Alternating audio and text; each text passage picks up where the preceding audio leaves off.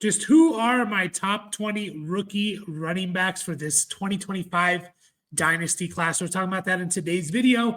It is Combine Week. This is pre-Combine rankings. It is Monday, February 24th. Combine starts, I believe, on Thursday. And so I wanted to get out some rookie rankings pre-Combine. Obviously, a lot of this is going to change as we go through the Combine, as we go through the offseason, as we get more rumors, as we get closer to the NFL draft. But these are my top 20 running backs up until this point. And man, is this running back class absolutely stacked. Of course, it starts with Ashton Jeanty. He's the RB1, and he's in a tier by himself. He's in tier 1 for me. He's the RB1. He's probably going to go top 10 in the NFL draft. I don't see him falling outside like the top 20. So he's going to get first-round draft capital, which for a running back is great. You see the numbers there. Everyone knows it's Jeanty. He's the 101 in Superflex, one quarterback, whatever. He's the 101 in rookie drafts. Ashton Jeanty is the RB1. He's everyone's RB1. He's everyone RB1. My RB2 in this draft is Omarion Hampton, and he's in tier 2 for me. I considered having Hampton in a tier by himself. That's how highly I think of Hampton. Now, I didn't end up doing that as of right now. Again, it's February 24th. We still have, 2-3 months until the NFL draft, 2 months or so until the NFL draft. So a lot's going to change, and landing spots going to change. Draft capital is going to change these rankings. But right now I have Omarion Hampton as my RB2. The dude's a stud. I mean, in a lot of other draft classes, he's the RB1. There's not a lot that you can dislike, that you can hate about the guy. He has good speed. He has good size, good contact balance. He can catch the ball. He can pass block, in my opinion. He's just kind of the complete package, and super productive the last 2 years in college. Again, I kind of want to have him in a tier by himself, but as of right now, I have him together in a tier with my RB3 here, and that's TreVeyon Henderson, who's also in tier 2. I am a TreVeyon Henderson fan. I like TreVeyon Henderson obviously more than Quinshon Judkins, as that's why I have him ranked this way. TreVeyon Henderson, like these three guys, Jeanty, obviously, Hampton, and Henderson, I wouldn't be surprised if any one of these three guys are the best running back in this draft class. I know a lot of people are going to say, how is a guy going to be better than Ashton Jeanty? Well, things happen. Football is unpredictable. Injuries happen. A lot of things happen. I think Jeanty's going to be awesome. Obviously, he has the best chance to be the number one back in this draft class, and we're talking about for fantasy, right? But to me, any of these top three guys, I would not be shocked. Now, I would be a little bit surprised if someone outside of these top three were better than all three of these guys. But any of these top three, I think, could be, and that includes TreVeyon Henderson. I think he's really damn good. I think he can catch the ball. He was obviously in a split backfield with Quinshon Judkins, so the raw numbers aren't quite there, but you got to look beyond that a little bit. To me, TreVeyon Henderson, I thought he was going to come out last year in the 2024 draft class, and to me, he would have been the number one running back pretty easily. Pretty easily, he would have become the number one running back. So that's how highly I think of him. Obviously, he's in a tougher running back class, but he's still my RB3 in this draft, and he's there with Omarion Hampton into tier 2. In tier 3, I have three guys for you, starting off with Caleb Johnson, who is my RB4 out of Iowa. You see the numbers, incredibly productive at Iowa, over 1,500 rushing yards. People are gonna say, I don't know if the guy can catch the ball. I actually think he's a pretty solid pass catcher. Do I think he's amazing, like, Austin Eckler, McCaffrey level? I don't. But do I think he could catch 40, 50 passes if if a team wants to give him the backfield? I do. I absolutely do. And I know the numbers there, 22 catches, 188 yards, 2 touchdowns. First of all, that's a pretty solid yards per reception. And second of all, I think he was third. Yeah, he was third on the team for Iowa in both receptions and receiving yards and receiving touchdowns. He was third in all three of those categories.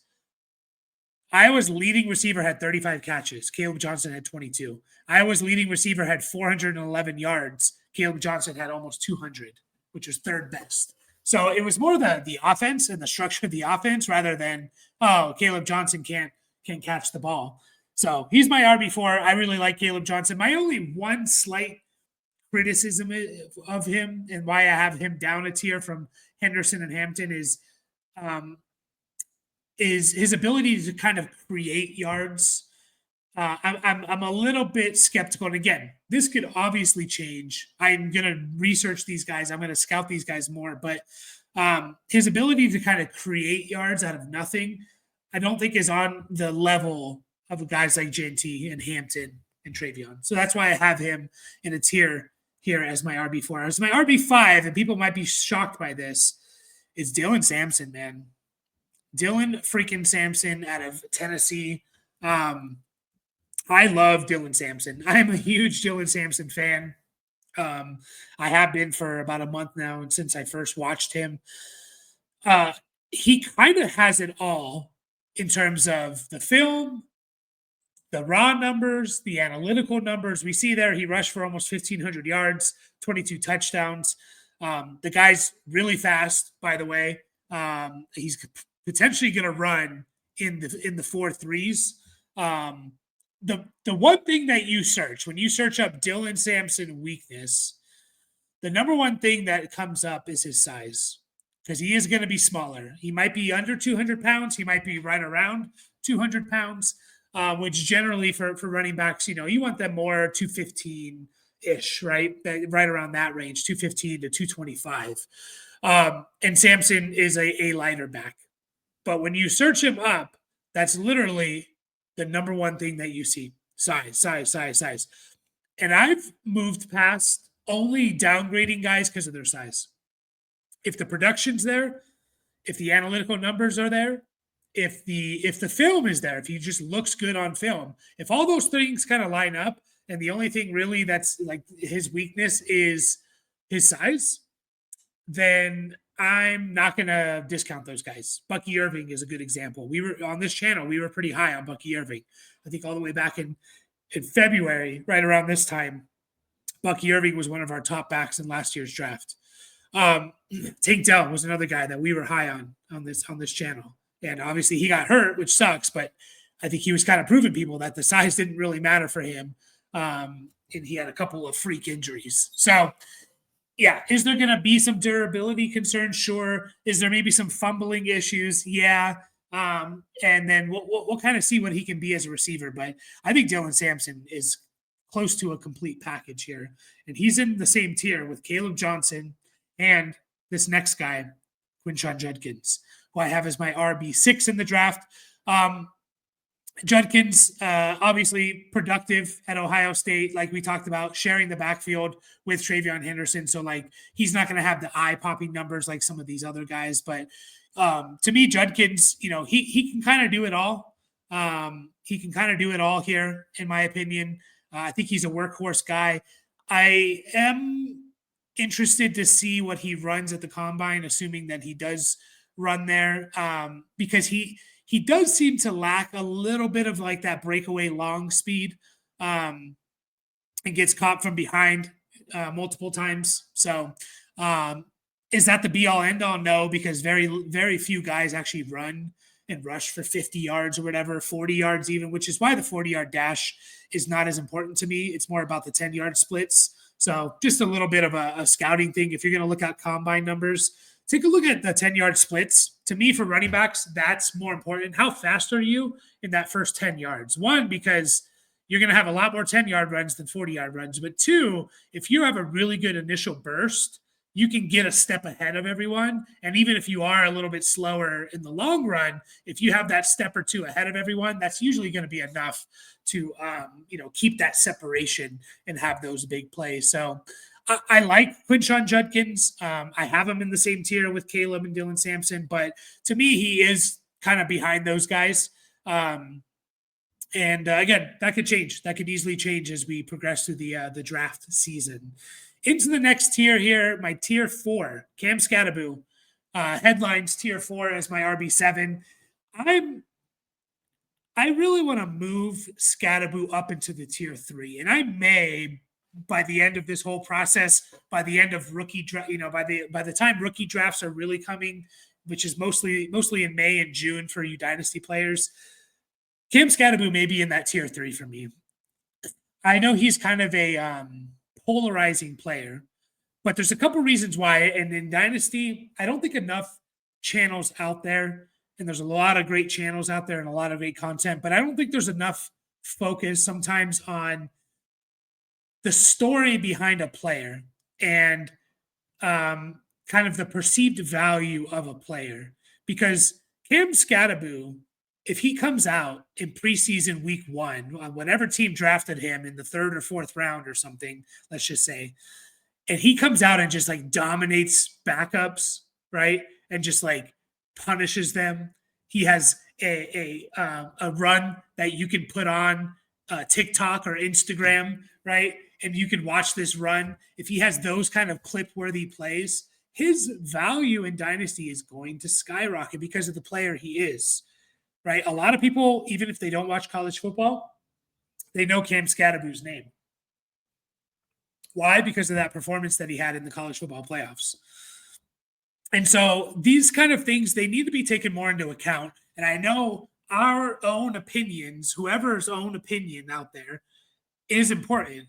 But you also have to, how are other players, how are other Dynasty players going to perceive these guys, depending on where they go or just the type of player that they are? There's some players that people like a little bit more. Cam Scatteraboo is one of those polarizing guys. Is he going to potentially run in the 4.6s at the combine? There's a good chance. There's a good chance. Honestly, I don't care that much because the guy does 3 things well that are going to translate to the NFL. He breaks tackles at a really, really high rate, and he's a tough in-between the tackle runner. He catches passes. He's one of the best pass-catching guys. You see the numbers there. 45 catches, 600 yards. Those are really good numbers. He's one of the better pass, besides the guys that are like, that's their role, like they're kind of specialists in the pass catching area, kind of these all-around running backs that can be workhorses. He's one of the best ones in this class. 45 for 605 is insane. Even his 2023 season at Arizona State, 24 for 286 is a pretty good, yards per reception. So he's one of the better pass catching guys, in my opinion, of the all-around running backs. So, and he pass blocks. That's the third thing that he does well. That kind of stuff is going to translate to the NFL. It is, and some teams gonna like him enough to take him. In my opinion, day 2. I think he's going to go day 2 or very early day 3. The last one in this tier is, sorry, not the last one in this tier. The second one in this tier. I got confused for a second. DJ Giddens. Man, I'm a DJ Giddens fan. I've been I watched tape for all these guys, but I've been getting more kind of going back and getting, let's watch multiple games. I've watched multiple games for a lot of these guys, but, I don't want to just watch 2 games. I want to watch 4 or 5 games from each of these guys and kind of make my my determination, which is why this is a very fluid list. Obviously, it could easily change for my own opinion and from other things, right? DJ Giddens, I'm a fan of, man. Highly productive the last 2 years at Kansas State, even his freshman year. In 2022, he was producing. He had over 600 total yards.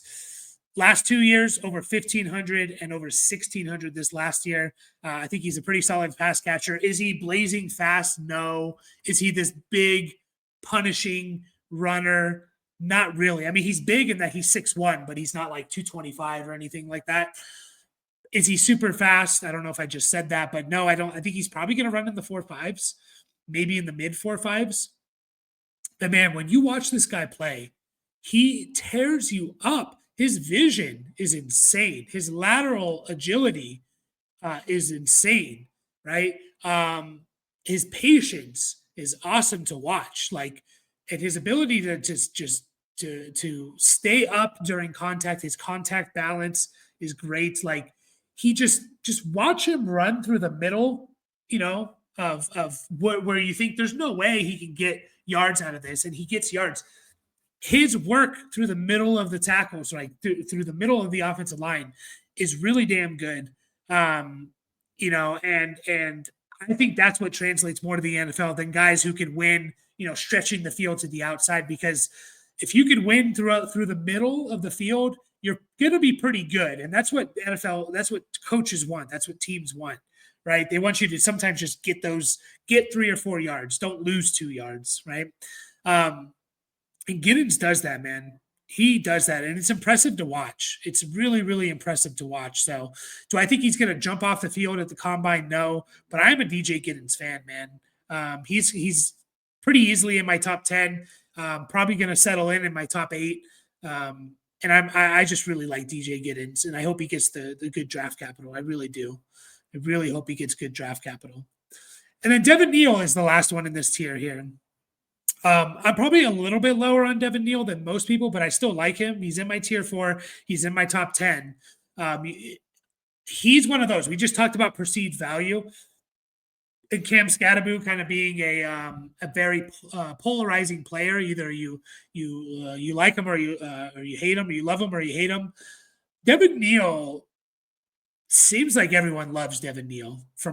I watch a lot of content from a lot of creators, and just from their audiences, from them, the creators themselves, seems like a lot of people just like Devin Neal, and that is going to boost him up. Even the Keep Trade Cut, when they first came out with their running back rankings, I think Devin Neal was like, outside of the Genty, Hampton, Travion, Quinshawn, Caleb, I think Devin Neal was the RB6. So like the perceived value of Devin Neal is very high, and people just like him. So that means if he looks good, if he does well, if he goes to the right team, people are going to value him more than other players for whatever reason. I'm not 100% sure why Devin Neal is just like universally loved. I'm not saying that in terms I don't think he's a good player. I do think he's a good player. Do I think he's like spectacular at anything? Not necessarily. I think he's just a solid running back. He's been producing in college for 4 years. It's very rare to get a guy producing for 4 straight years. And that's what Devin Neal did as a freshman. Over 750 yards. That's really good. And then over 1,250, almost 1,500 yards, and then over 1,500 yards. He improved every single year. He's been producing since 2021. So, people know his name. So Devin Neal, I like him. I don't think he's particularly amazing at anything. I wish he was a little bit better, breaking tackles and things like that. But he's a solid player, a solid running back. He could fall out of this tier if he doesn't get the right team or draft capital, and he could potentially go up a couple spots. I don't see him going up to another tier for me personally, but unless someone takes him early second round and I'm just completely missing something about him. So Devin Neal rounds out the tier 4. I feel fairly confident that these first 9 guys, Genty, Hampton, Henderson, Caleb Johnson, Sampson, Judkins, Scatterbo, Giddens, and Neal, I feel fairly confident that these guys are going to be in my top 4 tiers, and that these guys are probably going to be in my top 10 to 12 at the worst, right? I feel fairly confident. After this, I have 2 more tiers for you. I have 11 guys, so I have over half of the top 20 are in these last 2 tiers, and I kind of feel like that's how it should be as of right now on February 24th, and that these guys are going to start separating themselves from the combine, through news, through NFL draft, capital and landing spots. Starting off in tier 5, I have RJ Harvey. RJ Harvey, a very productive running back. He actually went to Virginia, I believe it was, as a quarterback. And then obviously, was it Virginia? I think it was Virginia as a quarterback. And then I'm trying to remember now. I'm just going to double check this. But anyways, he's been at UCF and been very productive for 3 straight years, over 1,000 total yards for 3 straight years, 2022, 2023, 2024. He did previously play. So he's been in college for a while, since 2019.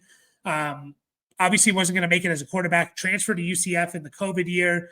It was the COVID year. Everything was screwed up. And then he missed the 2021 season due to an injury. I think he was kind of like the favorite to take over that backfield, missed because of an injury. So 2022, even though he was in college since 2019, he did nothing his first 3 years due to position change, injury, and COVID. And then, he takes over the backfield in 3 straight productive years.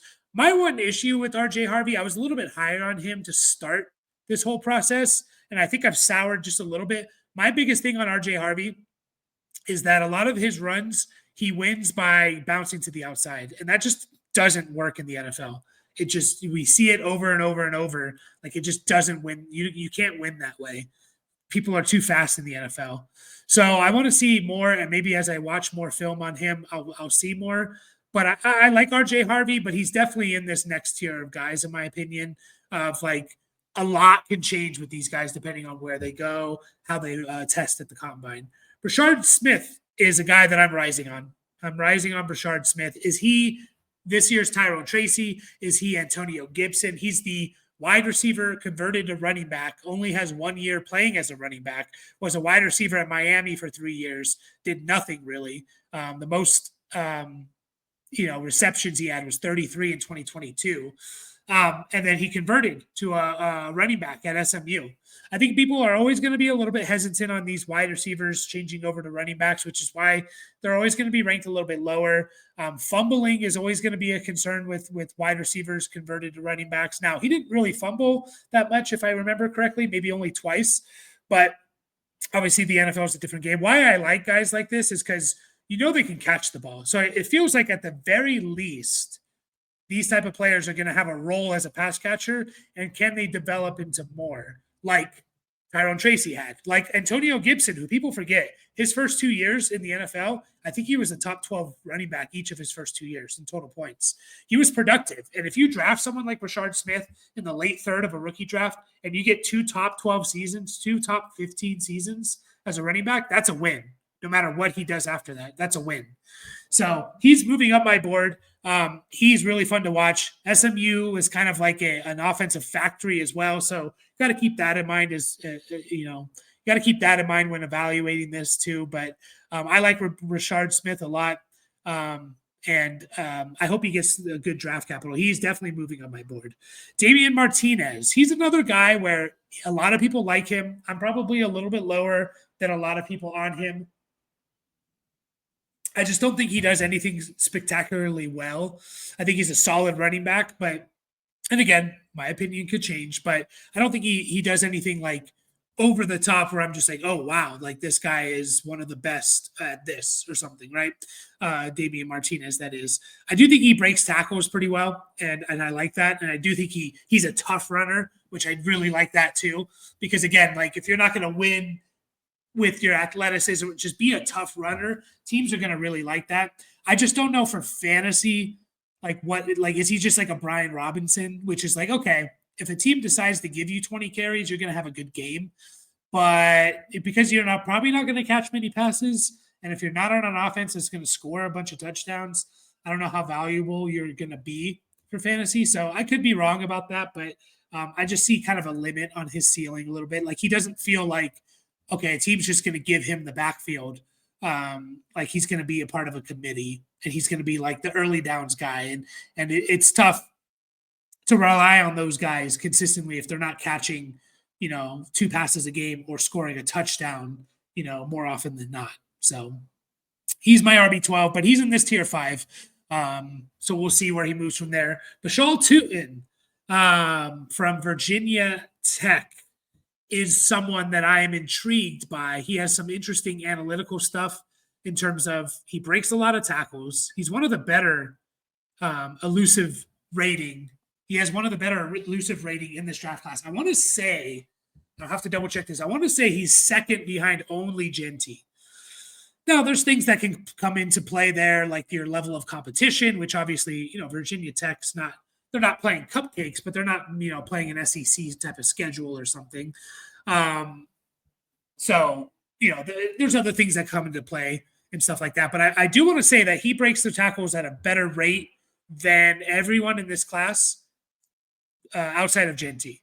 And also, he has a really good breakaway percentage, which means it shows explosiveness, percentage of your yards that come on runs over 20 yards. And he's one of the higher in this class as well. So I also think he can catch the ball, Bashal Tootin. And so there's just a lot of things that I'm intrigued by. Is he going to get the draft capital? I think is a big question. We'll see. We'll see if he's going to get the draft capital. He played at North Carolina A&T for his first couple years in college and then was pretty productive at Virginia Tech. So Bashal Tootin is my RB13. And man, like a lot of these guys, even in this tier, I can see being fantasy relevant guys. all these guys really. I can see that's how deep this running back draft class is. To me, it potentially goes 12, 13, 14 deep. Jarquez Hunter is up next here out of Auburn. Again, he's another guy that I've heard some rumblings about him. I need to watch more of Jarquez Hunter. What I saw, I thought it was solid. I didn't think it was like amazing. I did think he could break tackles quite well, which is, again, it's something I always like. You just look at a lot of running backs that were successful in the NFL over the last 15 years or so. They break tackles. That's not the be all end all, but a lot of them in college did a good job at forcing missed tackles.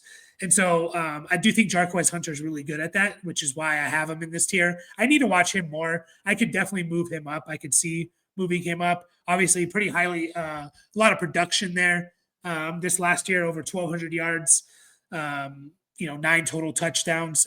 Pretty productive, like always producing his 4 years in college, which is another thing I like to see. As a freshman, over 650 yards. As a freshman, that's pretty good. And then he got close to 900 yards next year, over 1,000 in his junior year, and then obviously his best year. So he improved every year. He produced every year. And those are things that I like to see. Finally, finishing off this tier is Ollie Gordon. Ollie Gordon's probably never going to leave this tier for me. And I don't think I'm going to have a lot of Ollie Gordon on my teams just because he has enough fans out there that are going to take him. I've seen as high as a first-round pick.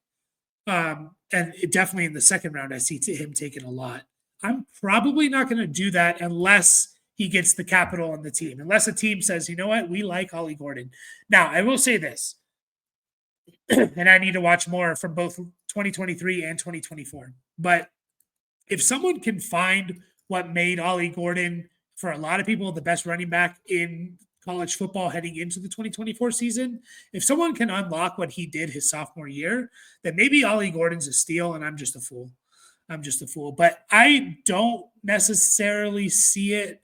I think obviously he had huge production in 2023, but I think some of the things that concern me, even on his big year in 2023, kind of came up in his this last year, and it's one of the reasons why his efficiency dropped. I don't think it's totally on him. I think Oklahoma State and the offense kind of fell off a little bit, but I also do think there were some red flags with his profile.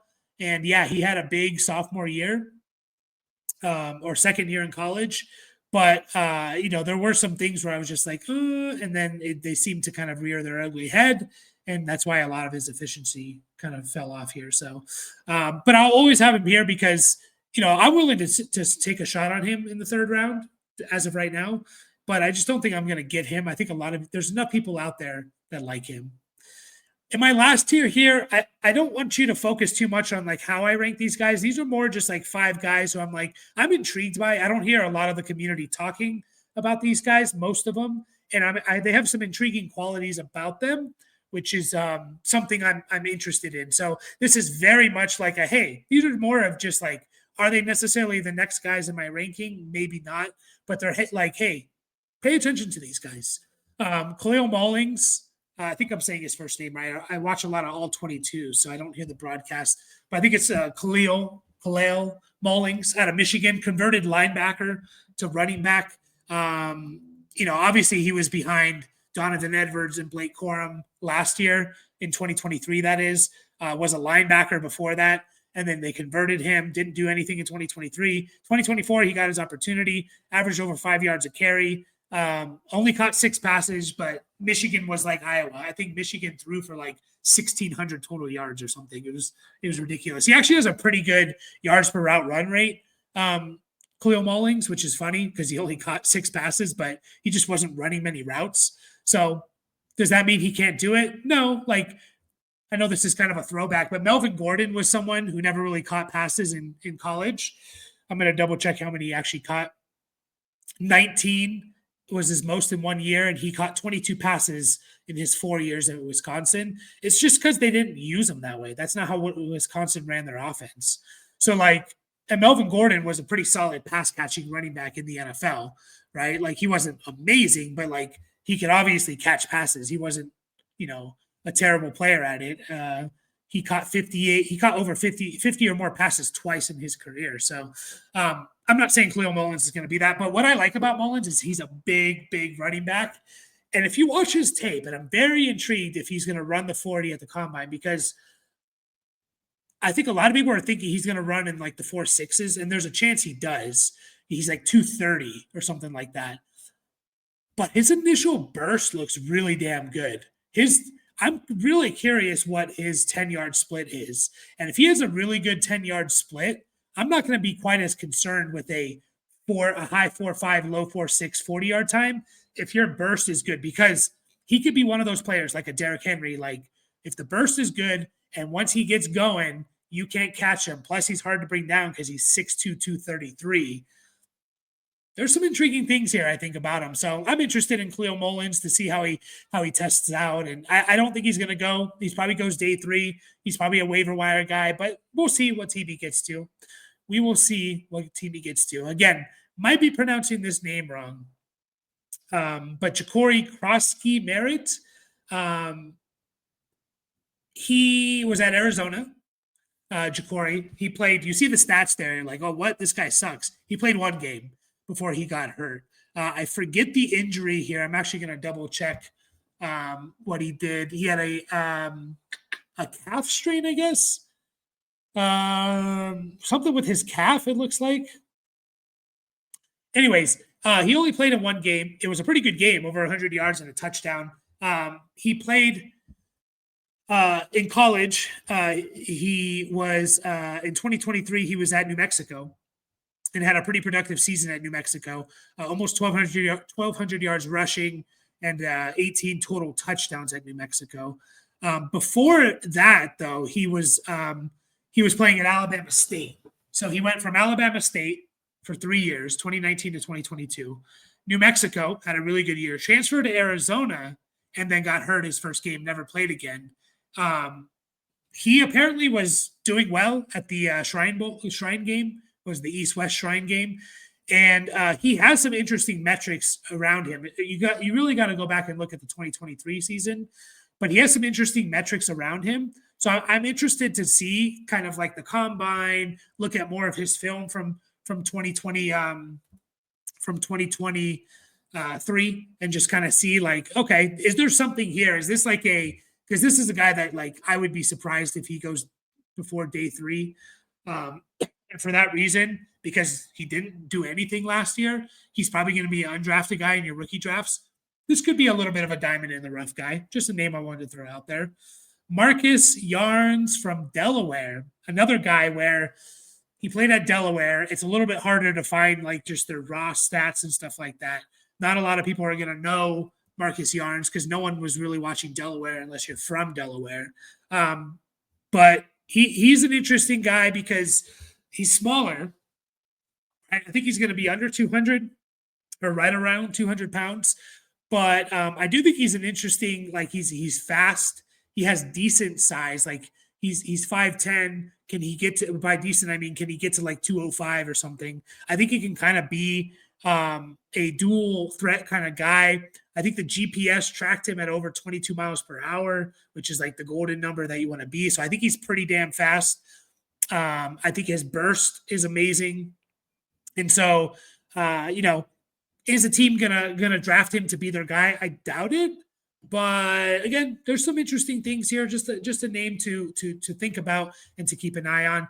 Jaden Blue. This is one guy where I saw him in I think it was an ESPN draft go. He was mocked in the 2nd round. Jaden Blue. I don't know a whole lot about him. I've only watched 1 game from him, and I need to get more into it. So this is why this is very early kind of rankings. He could move up, in my opinion. But Jaden Blue, obviously, he was behind, the Bijan Roshan guys. He was behind Jonathan Brooks. So, he had a lot of running backs. We had Bijan, who was a 1st-round pick, Roshan, who was a 4th-round pick that he was behind. Keelan Robinson, who was a draft pick by the Jags this last year, more of a kick returner, and then Jonathan Brooks, who was a second round pick. So he had to obviously wait his turn. His pass catching stuff is very, very intriguing, which is always something that's gonna kind of like, okay, can you at least get on the field as a pass catcher? He caught over 40 passes for over 350 yards. So, and another thing I'll say about this, I think a lot of people are a little bit surprised that he came out in the draft, and especially in this really heavy draft class of running backs, like heavy running back draft class. Why come out? Why not go back to Texas for another year? I'm pretty sure he had another year of eligibility. Why not go back to Texas for a year and maybe could get into a 2026 draft class? Maybe someone told him, hey, teams are going to be higher on you. Scouts are higher on you than you expect. So just someone to pay attention to. And then Jaquindon Jackson, I hope I'm saying that right. Jaquindon Jackson out of Arkansas. He's another guy that I'm still at the surface level of scouting him. Played at Utah. He's a converted quarterback to running back, so he's big. He's a big dude. He's I want to say he's like 6'2", 230 or something like that. He's a pretty big dude. And because of that, he breaks tackles at a pretty high rate. Which is, again, so 6'2", 225 is what I have here. He's probably not going to run super fast or anything like that, but I think he can be kind of that workhorse type of guy, right? Like just kind of a punisher, a guy that punishes you, moves the chains, and things like that. I don't think he has the long speed to outrun anyone. I think he's still kind of learning the running back position as well, but he's an interesting one. I don't know. He's not going to do much out of the backfield, catching the ball. Only has 23 catches in his 3 years as a running back. So, but really only started being used mainly as a running back in 2023. So at Utah. So another name to keep an eye on. That is it. That is my early running back rankings for Dynasty. Make sure to like and subscribe if you like Dynasty content, and be on the lookout for the other positional rankings that are coming up next. Appreciate you all.